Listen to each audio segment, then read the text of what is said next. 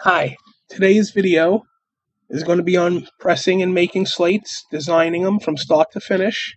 We'll be using a purchased template and filling in the blanks, and I'll go over how to do that in both Photoshop and Corel. And if you want to follow along, you can purchase it at coneyislandtransfer.com. And if you want to purchase the slates, I purchased mine at sublimation101.com. Okay, here we go, folks.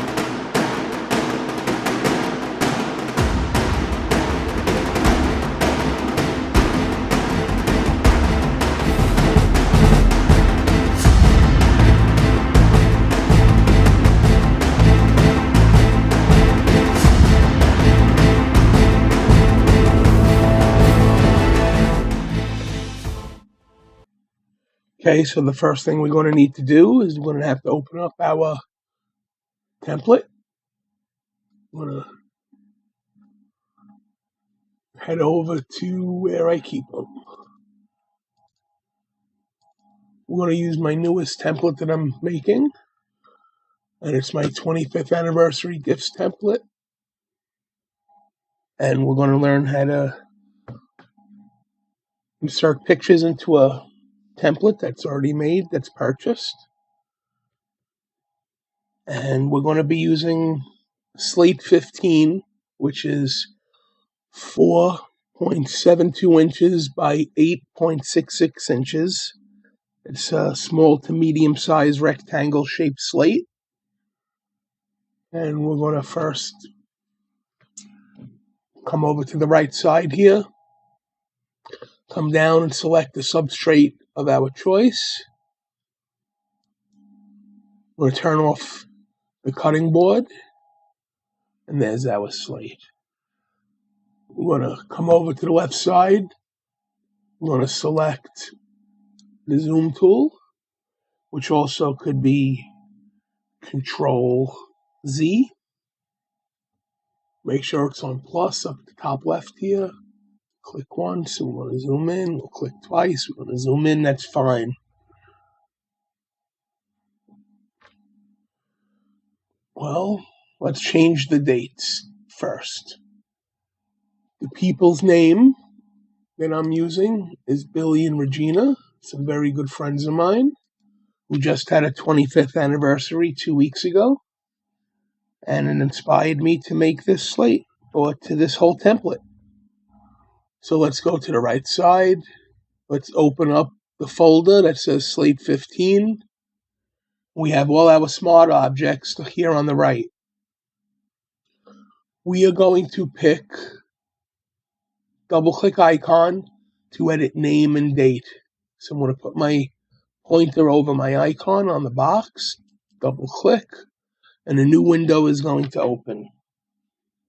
So it just gives us the name and the date area to work with. So let's start. Come over to my left, select my text tool. I'm going to just highlight Jack, and I'm going to insert the name that I'm using, which is Billy. Okay. And now I'm going to come over to the right side. I'm going to move my cursor over to Diane, and I'm going to change that to Regina. Okay. So now you might notice that the box that I have given you to insert the name is not big enough to do Billy and Regina. So what would happen is if I save it, I click close, yes, to save to my .psb, which is a sub-project within my project, or the smart object. Saved it. Now I put Billy and Regina in, and now you notice, just like in the last dialog window, part of the B and part of the A are cut off. So I need to repair that. Select my pointer tool again, come back over to double-click icon, edit name and date, double-click. Okay, I'm going to come up here to image, top left, all the way up to image, select it, come down to canvas size. Now, I'm going to make the width just a little bit more wider for myself to work with. I'm going to make it 2 inches. Hit OK. Now you notice it just opened up the window that we get to place our name in. And now when I come to the top and close this dialog Smart Object, select Yes. And now Billy and Regina are inserted correctly. Let's go back in. And I need to change my date. Select my text tool. And I'm going to need May 19. I'm going to go check my text real quick to make sure I'm correct. I know I am. Yes, May 19th. Okay. 19th, 1991. Make sure everything is correct. EILLYNREGINA on May 19th, 1991. Good. Close it, save it, and it's brought forward. Great. Now we need to change some pictures. Okay, let's see where that is. Right here on the right, 2 down. It says double-click icon to edit both pictures. Double-click the Smart Object. And I'll notice that inside now on the right side in my Layers view, Layers, that I just have 2 pictures inside of my frame.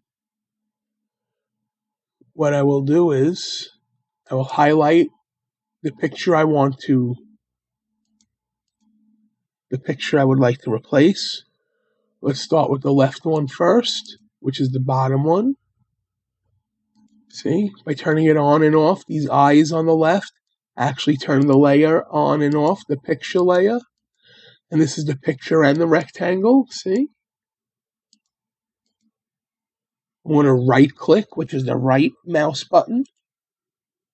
I'm going to come down to the bottom, it says replace contents. It's going to bring me over to my folders. I'm going to come into my pictures, my working projects. That's just my setup. And I have a folder here for Billy and Regina and their photos. And I have their wedding photo here. It's a beautiful picture. Double click. It's inserted. Uh-oh. It's way too small. It is a good quality picture, but it's too small. What shall I do? Well, first I want to select my pointer tool. I want to move it over to the middle a little bit. See, it locks in there. I'm going to select Control T for transform. And then I'm going to hold the Shift and the Alt together, drag a corner, and it brings top and bottom together out as I pull. Okay. I have my bounding box just a little bit further than my frame now, so I can fit them in nicely and evenly. I want to let go of my Alt and my Shift, and I'm just going to bring the picture down a little bit so I can get the top of Bill's head in there. Beautiful. I want to come to the top, click the check mark, and it's inserted. Beautiful picture. Okay, let's move on to the next picture. That was then. Let's move on to now. The current picture of Bill and Regina. Selecting the picture. I don't know if you noticed, but if I click the picture, if you look at the layers view, it'll change which picture I want to use.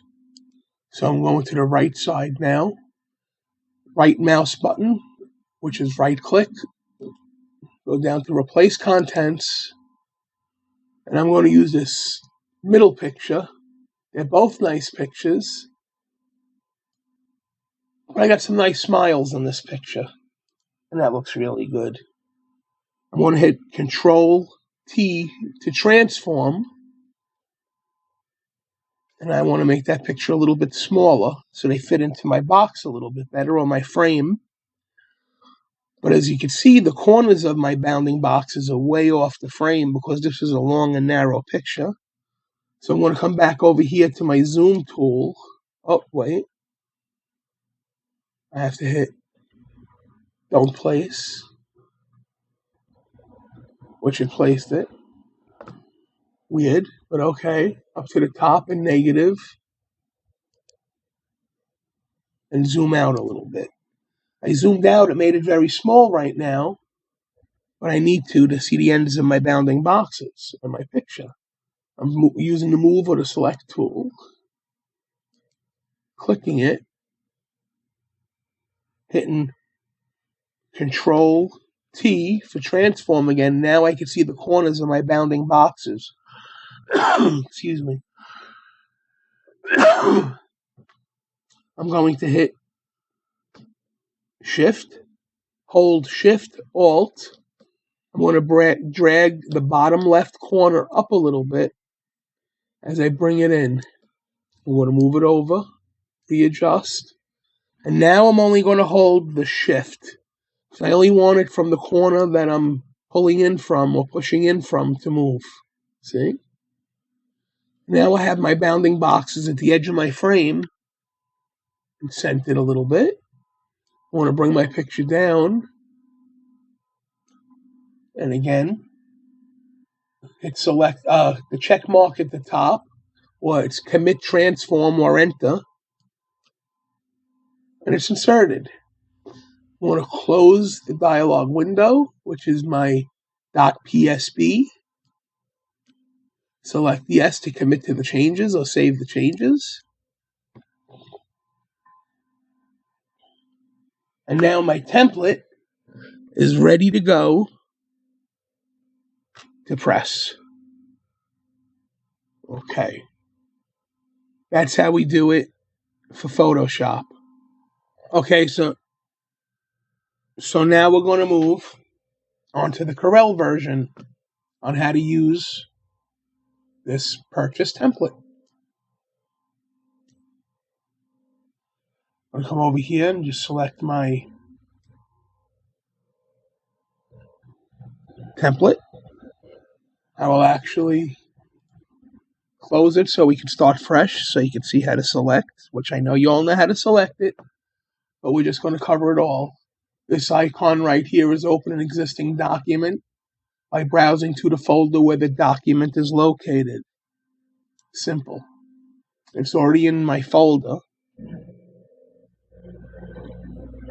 And here we go. 25th Anniversary Gifts Template.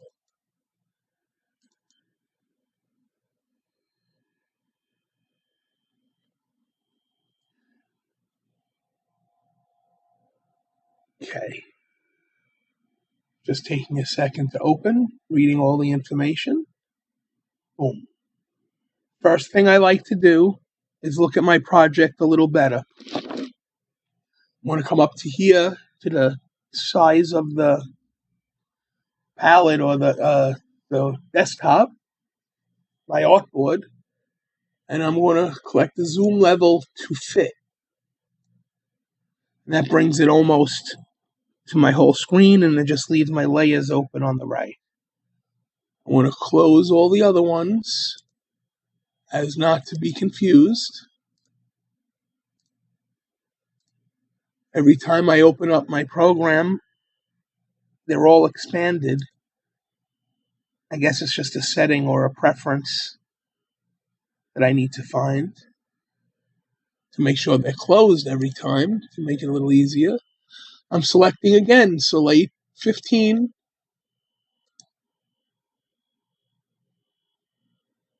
And here we go. First thing we're going to do is we're going to look to change the name. So I clicked it to bring up my bounding boxes around. There are no smart objects in CorelDraw X8. That's a Photoshop feature. Here they use the powerclip feature and other features. So coming over to the right side to look at my view again. Again, you notice we have eyes or circles with dots in them, and that's to show or hide your layer. So if I turn off this eye, you'll notice that the name and the date has disappeared off of my project. So let's put the date and the name in first. Let's go select our text tool. Let's make sure I want to move this to the top. It should have been up here, sorry. Okay. I'm going to take my name, text tool. I want to highlight Jack. I want to put in Billy. Now I'm going to go over to Diane. I'm going to select.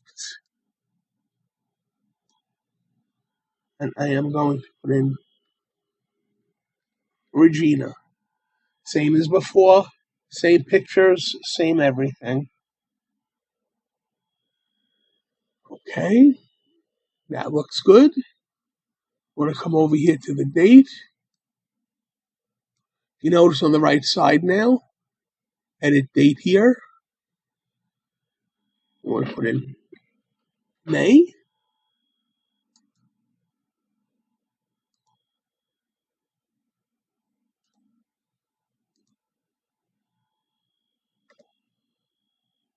(19th, 1991). Back up to my pick tool. Click. Everything is committed. Okay. Let's work on the pictures now. We're going to come up here to edit right picture here. There's a powerclip rectangle. We're going to need to delete this picture. That came with the template. Come down to the bottom. While my powerclip rectangle is selected on the right, you'll see my change me pictures on the inside. See? Just highlight the change me, or while the layer is selected, you click the picture, and at the bottom, a little menu window pops up, and our choices are Edit Powerclip, Select Powerclip Contents, Extract Contents. I'm going to extract them. Click. It pops it out of my powerclip window, while the bounding boxes are around just the change me picture and not the powerclip. See up here on the right side in my layers view. I'm going to select delete. All that's left is my powerclip. I want to click my background with my left. I'm going to right click. Oh, sorry. I want to left click the outside of my desktop, the white area. I'm going to right click the white area, and I'm going to select import. I need now to go to my pictures, working projects, click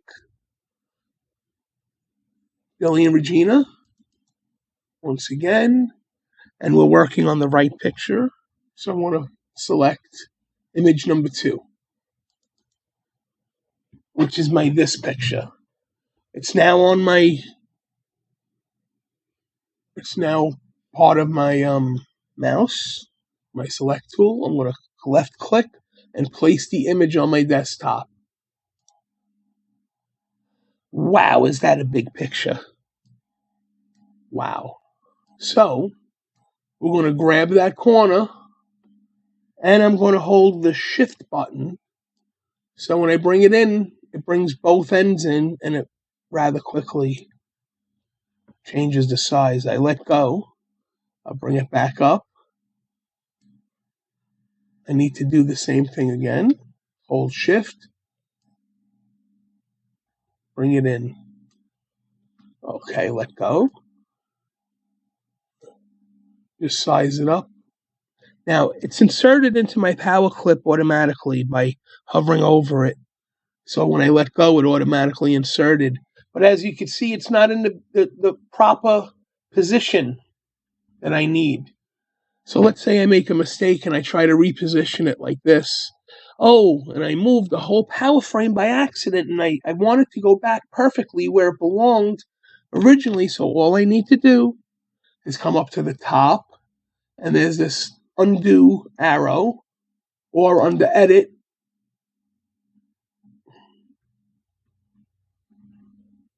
I go to undo manager or undo move. But just to do simple, I come over here to the undo button, cancels the previous action, one click, and it put it back into place. Okay, so now I want to move the picture correctly by just moving the contents of the power clip frame and not the power clip frame also.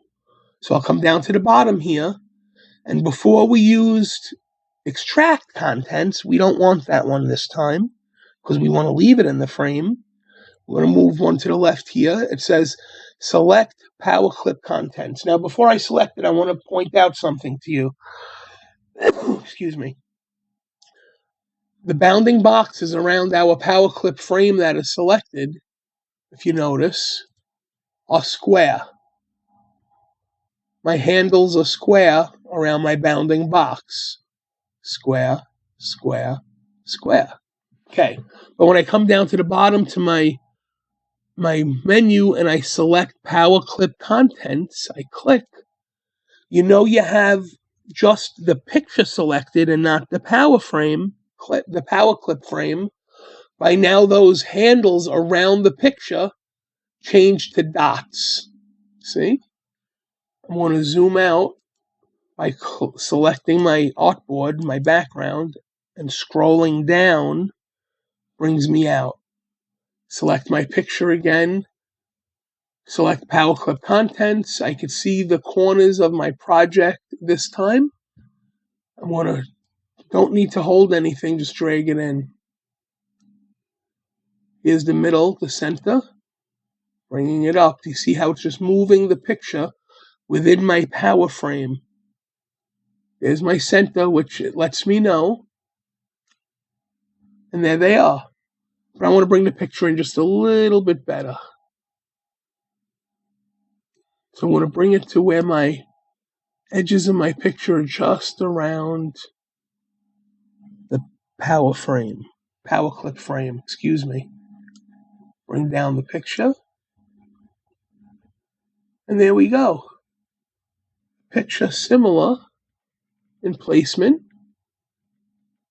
to my Photoshop. I'm just using my left and right arrow keys to nudge my picture over. Oh, see now I nudged it to the left too much, and I have a space. I'll bring it back. Covers all. Okay. Perfect.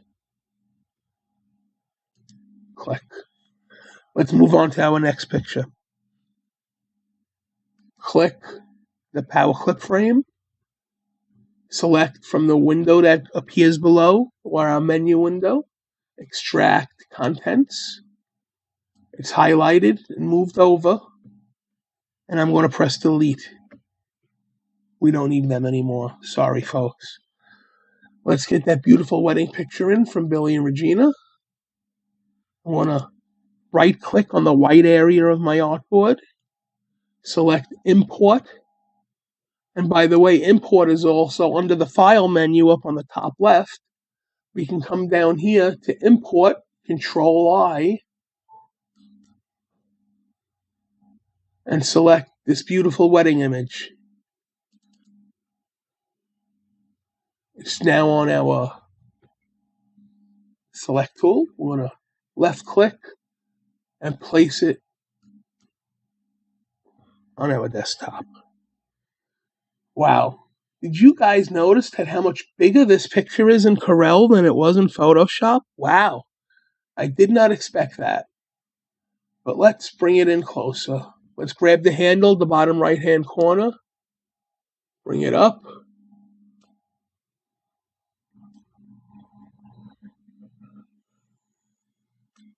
I'm just going to bring it down here to just check out my sizing. It's approximately the right size. I'm going to grab it by the center where the little cross is, bring it into the powerclip frame, center to center. Now, I don't know if you notice, but now it says at the bottom, add to powerclip frame. All I need to do is let it go. It's inserted. But the sizing is still a little off. Bill's head is off the chart. So now it's outside of the frame. Let's click it, come down to the menu again, select powerclip contents. We have our circles for our handles this time around our bounding border, our bounding boxes. Let's bring it in a little bit, but let's not go inside the powerclip frame. Oh, well, I can because I have room on the left to move it over a little bit. So I want to nudge it with my arrow keys. Nudge, nudge, nudge, nudge. And down a little bit. And that looks, well, you gotta come up a little, sorry. Perfect, and I can just tighten it up a little bit. From the bottom this time, as at the top I'm very close. Okay, that looks perfect, everybody. Click, and we're done. Okay. If you wanted to change colors, I didn't go over that in Photoshop, but I will in Corel right now. And we will in Photoshop also. Here's Corel. Here's our Slate 15 window that we're working on. Look, they all opened up again on me.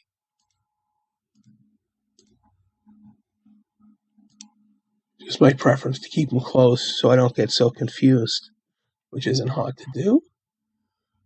And let's go to edit background here. There's a little positive, and we'll open it up and expand. You'll see my scrolls can be resized to any size you like, or changed if that's your preference. But let's select the powerclip rectangle, which I have used as my background. See the bounding boxes around the whole project. So this will change the beige color, which the box represents on the right here. I will double click it with my left button on my mouse. Well, excuse me, that was Photoshop. I will just highlight my powerclip rectangle. I will come to my palette and choose any color I would like. As you can see, left click any color you like, and we'll change the background. Even a little sky blue, a little ice blue, light blue green, turquoise, sea green, any color you like. I want to use the colors that we chose for the project, and then down here on my palette for the project, I go down here and I left click my color beige again that I selected, and it returns back to its original color. So let's say we want to work on the pattern below and change the black and the inside color. So let's go back where it says edit pattern colors here. Let's expand it on the left here with the plus. And I have another expansion on the inside because I have two colors to change. If I want to change the light gray inside color, I will highlight the change pattern background color here. I will come over to whatever color I would like and change it. And I could also come over to change pattern color, which is the outside. I think I might have that a little backwards, but I'll change that. But look. And I can change that color to any color I like.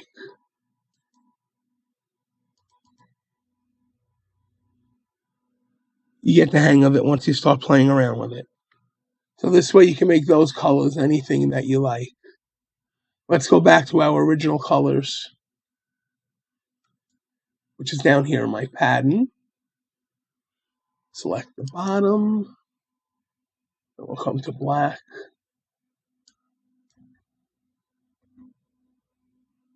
And we're back to our original colors. Those are the colors I choose. So if we wanted to change the stripe colors to match everything else of the background while we were working on that, I will make sure that my edit stripes here is expanded. Lower, upper, same thing. Upper stripe, left click the color you like, right click to change the outline of it. Boom.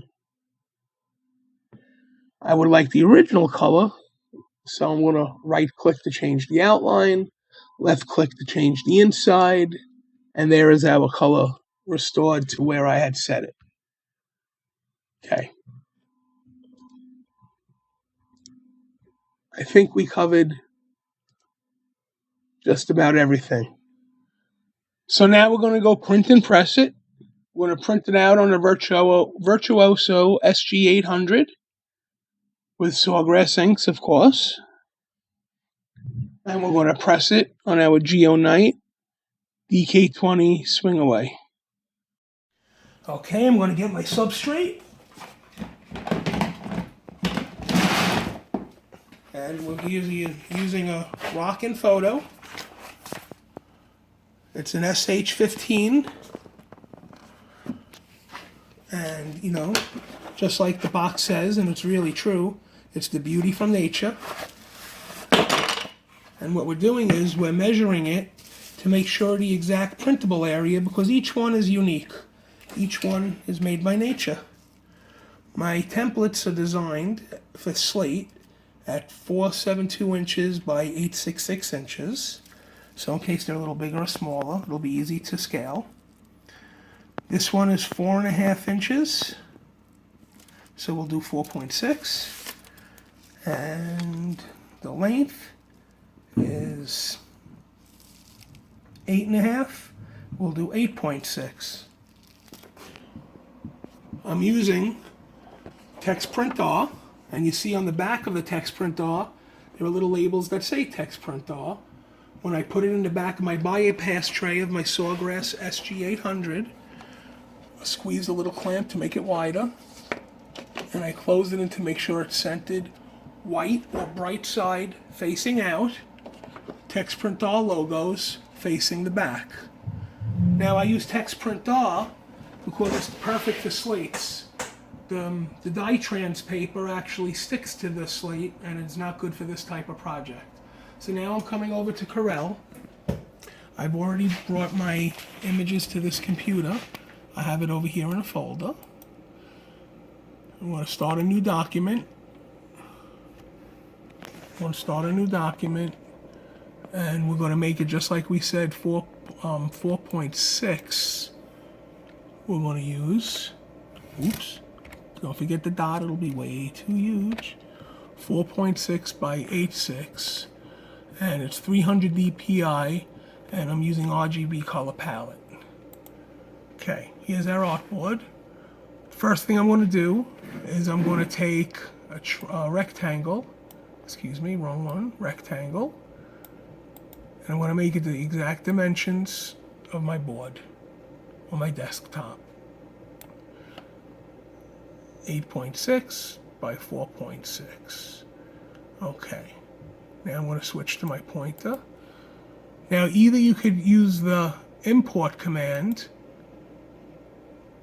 and head over to your project, or you could already have it in an open folder like I do and just drag and drop it into your project. And that's what we did. Okay. So now I'm going to right click the image. I'm going to select powerclip.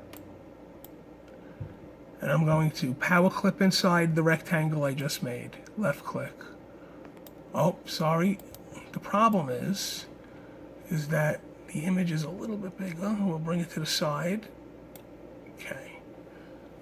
And I am going to, once again, try to power clip it inside.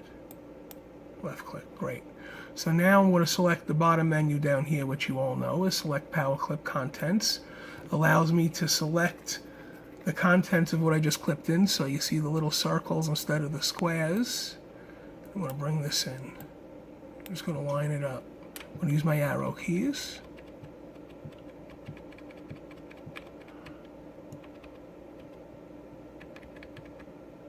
And it fits in perfectly.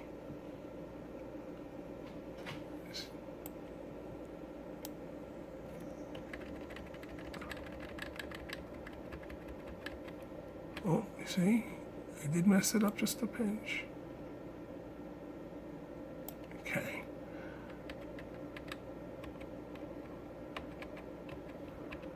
There we go.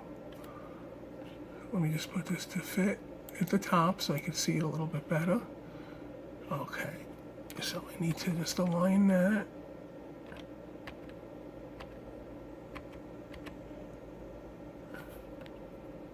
And what I'll do is I'll just drag it a little bit, make it a little bigger. Okay, much better. So we don't want to print the powerclip frame or the rectangle that I had put on the artboard. So we'll make sure it's highlighted. See the box, the bounding boxes around it. We highlight it. I come over to the far right side to my palette and I right click the transparent border. And now it disappeared. Okay, let's print. Here we go, folks. Coming up to the top, selecting print. This is for the SG800. This isn't for Epson users at this point. Sorry, I only have this one. We have no issues. I'm going to select the 11 by 17 paper.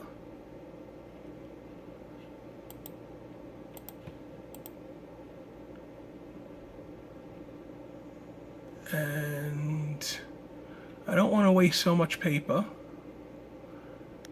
So what I would need to do, I'm going to cancel.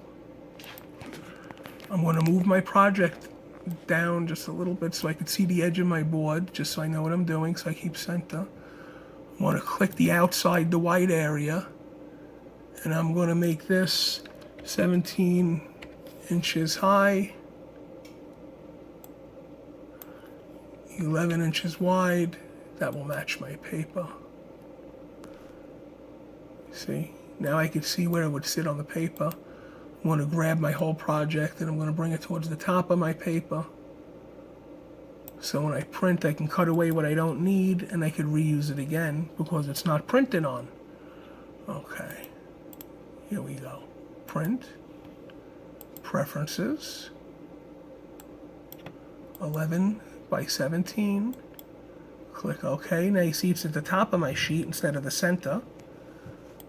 I want to click my SG800 pre-saved print style, which will automatically mirror my print. It always must be mirrored. You see it's backwards before I print, so it comes out in the correct way. Okay. And we're going to hit OK. Now remember, we put the paper bright side out. It's processing. My screen says processing. Shows my ink levels, my waste tank level. And it's about to take the paper.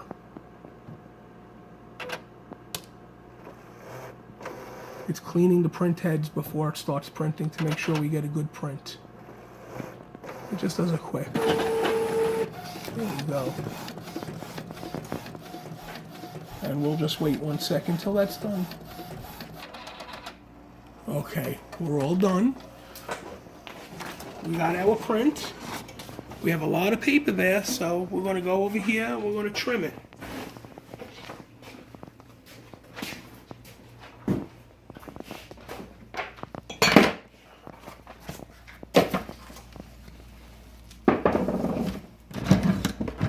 This up at Staples for $19. It is worth every single penny, folks. Okay. Make sure it's nice and square. See, I have about a legal size, regular normal sized letter sheet that I still have to use. Okay. Let's set up our substrate.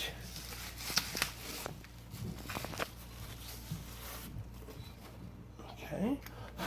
It's nice, it's clean. Looks great. Let's set it up like this. So we make sure we're nice and square. Now I'm going to wrap my image paper. Once I make sure I'm lined up nice and square, you can see down here, I make sure that my ink is sticking out a little bit further than my substrate on all sides, which it is, nicely, just enough.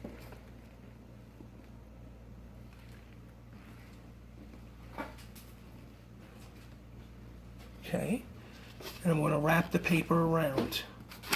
Make sure not to slide it back too much. I always do that, so I always got to make sure. I hold it down. I take my paper, my tape, I put a nice piece right across the back. And, oh, you know something, folks? You know, in trying to make this video so nice, I skipped a step. So let's go do that step. I need to preheat my slate. I'm sorry, folks. Coming over here, I'm getting my butcher paper. 2 sheets. One for the top of my press, one for the bottom of my press. Like so. And we have to make sure of the pressure. Always upside down because I don't have a green silicone sheet. So I press upside down so it presses nice into the soft part of my press. But let's figure out my pressure. Because if you have too much pressure on a slate, when it heats up, they crack in half. So I close my thing and I realize way too much pressure. Of course, because I was doing t-shirts. And I'm loosening my pressure. Just a little tighter than that. Okay. I have a 3. I want a 4. There we go. I got 4. I consider that medium pressure. I'm going to let it tick back for 1 minute. So this way we could preheat our slate and get any moisture that the rock might have absorbed. Okay, I have my 6 minutes, my 1 minute. And here's my substrate. Okay, folks. I'm going to pause for a second and I'm going to let this cool off. Okay, folks, I just preheated it. I let it cool down for about a minute. It's still a little warm, but not too warm. Well, maybe a little too warm, but it's okay. It'll be fine. Okay. Got to line that up again like we were talking about. Make sure that we're nice and square all around.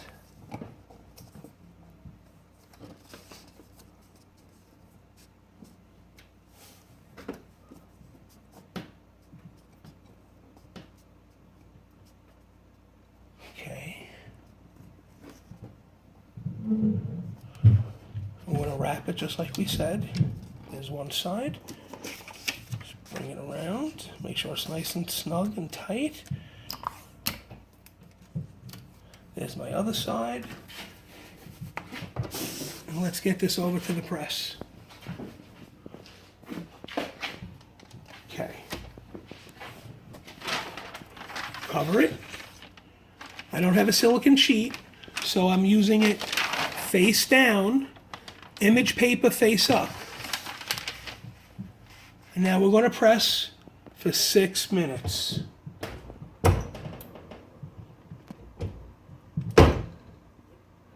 Okay, folks, be back in a minute. Okay, while we're waiting, I want to show you a mug I have that I did for the green color chart. Okay, so what I did was I took 2 color charts. They're slightly different, each one of them. And what it is it's just my RGB codes.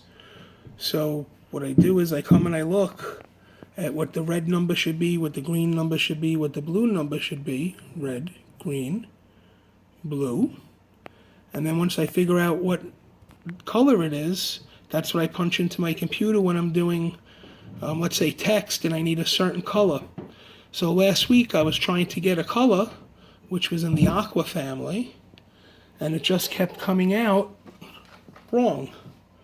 So I had a broken mug that I kept making the heart that I needed to color until I came across the right color. As you could see, these were all supposed to be the same color until this Sheila was the correct color. So eventually I found the color here and I transported it to here and everything was correct. So if you have any problems with colors, just print yourself out a color chart on the type of substrate that you want to use. It works great. Okay, folks, we have 1 minute and 40 seconds left. And, yeah. Okay, we have 10 seconds, 8 seconds to go. 400 degrees, 6 minutes, medium pressure. If you notice, my pressure went from 4, it expanded and went up to 5. Here's my substrate. Ooh, that's hot, guys. Oh, and it came out beautiful. It really did. The colors came out just as I put them on the screen. The pictures came out really nice. Nothing is too dark. Nothing is washed out. And it's a beautiful... Hello. Boy, that's hot. That looks great. What do you guys think? So you could find my templates at ConeyIslandTransfer.com, and you could find all the pre-made templates you need to help you out, save some time. And I'm Stanley Reisler for Coney Island Transfer and Sub and More YouTube videos. And make sure you check out our group on Facebook, Sub and More, and it's a Facebook group. And you can get all the information you need on sublimation. You can get support from over 6,000 members and soon to be 7,000, hopefully after this video. Thank you, everybody. Be well. Stanley Reisler, and out.